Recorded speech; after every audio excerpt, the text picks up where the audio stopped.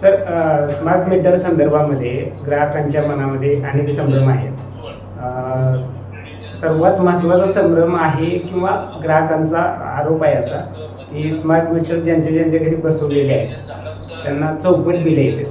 या संदर्भामध्ये नुकतंच शिवसेनाचे जिल्हा प्रमुख संभाजीराव शिंदे यांनी निवेदन दिलं. त्यांचं पक्षातली लोक पण इथे भेटले होते.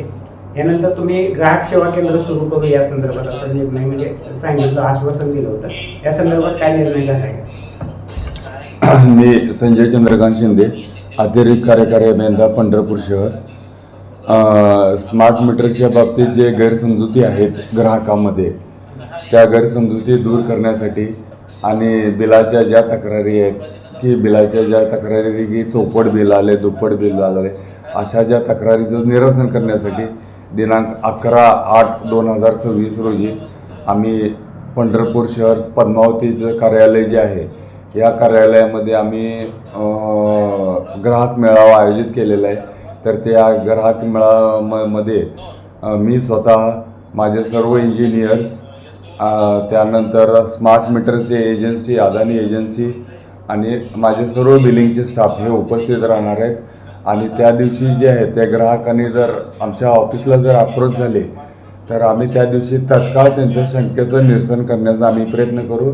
त्या ग्राहकाला सिरीजमध्ये मीटर बसवून देऊन त्या ग्राहकाचं कन्झम्पशन वॉच करू आणि जर बिल जर चुकलेलं असेल तर अशा ग्राहकाचं आम्ही तत्काळ लगेच त्या क्षणाला आम्ही बिल दुरुस्त करून देऊ.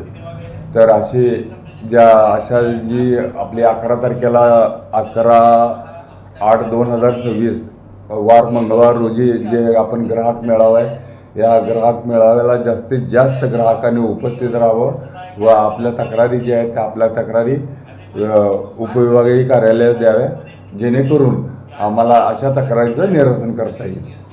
ग्राहक मेळावा आहे तो शहरासाठी तालुका शहर आणि ग्रामीण. आता शहर आणि ग्रामीणचे दोघंही सब डिव्हिजनल ऑफिसर माझ्यासोबत आहेत. शहर आणि ग्रामीण दोन्हीसाठी, पंढरपूर शहर आणि पंढरपूर ग्रामीणसाठी आम्ही हा मेळावा 11 तारखेला घेणार आहे.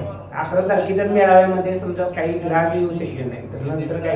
नंतरही आम्ही जर समजा 11 तारखेच्या मेळाव्यामध्ये ग्राहकाला काही काम असेल, हे असेल, जर नाही आलं तर कधीही आमच्याशी अप्रोच झाला तर आम्ही ग्राहकाचं निरसन, शंकेचं निरसन करण्यासाठी आम्ही कटिबद्ध आहोत.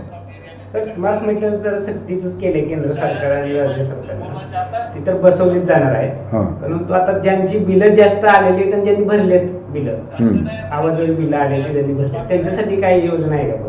नाही, आता आवाजवी बिल जे आहे ना, जे भरलेलं आहे ज्या ग्राहकाने, त्यांचं शंकेचं निरसन केल्यानंतरच भरलेलं आहे. त्याच्यामुळे जे आहे आम्ही ते सिरीजमध्ये मीटर लावून आम्ही ते टेस्ट करूनच आम्ही बसवलेलं आहे, म्हणजे त्या ग्राहकाने बिल भरलेलं आहे. आता काही ग्राहकांच्या अशा पण तक्रारी जुन्या मीटरला आवाजवी बिलं आलेली आहेत आणि त्यानंतर MSEB कडून सांगितलं की तुम्ही स्मार्ट मीटर बसवून घ्या.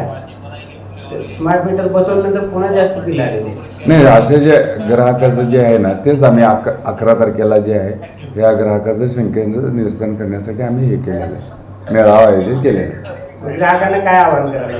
ग्राहकाने जास्तीत जास्त या मेळाव्याला उपस्थित राहावं. त्यांच्या शंकेचं निरसन करण्यासाठी महावितरण कटिबद्ध आहे.